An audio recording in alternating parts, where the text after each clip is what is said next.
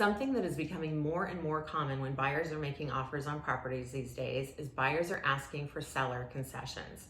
What are seller concessions? Seller concessions are credits to closing costs. When a buyer is buying a home, they're going to have certain costs affiliated with purchasing that home as it relates to their loan. Their lender is going to charge them fees, and there's also going to be fees at title and escrow. So when a buyer makes an offer, they'll often ask for a credit to those closing costs. And the way this works is when a buyer comes to closing, if they didn't ask for a credit to closing costs, just for random numbers, let's say their closing costs were $6,000. Those fees are going to be going again to their title company, the escrow, and also their lender. Now, if they got a credit to closing costs, instead of bringing that $6,000 to the table, they don't have to bring it, and the seller will give them a credit for that amount. Sometimes people get confused that they think if they got a credit, they're going to walk out of the closing with a check. No. All of it gets applied to whatever your closing costs are. So something that's really critical is, say your closing costs are estimated to be $6,000.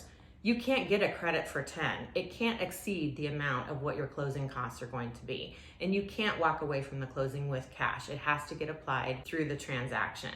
So if you are thinking about getting a credit to closing costs, it's very important to talk with your lender before you make the offer. And your realtor should be encouraging you to have a very good conversation with your lender about what will your closing costs be. And perhaps you're going to want to buy down your interest rate. You're going to need to know what fees are associated with that. So maybe your normal closing cost would be $6,000, but if you're going to buy down your rate, maybe you could use another $10,000 or whatever the right number may be. And again, you can ask for those as a credit, but you can't ask for more than what you would actually use. So it's important to do that homework in advance of making the offer to make sure you're asking for the right number.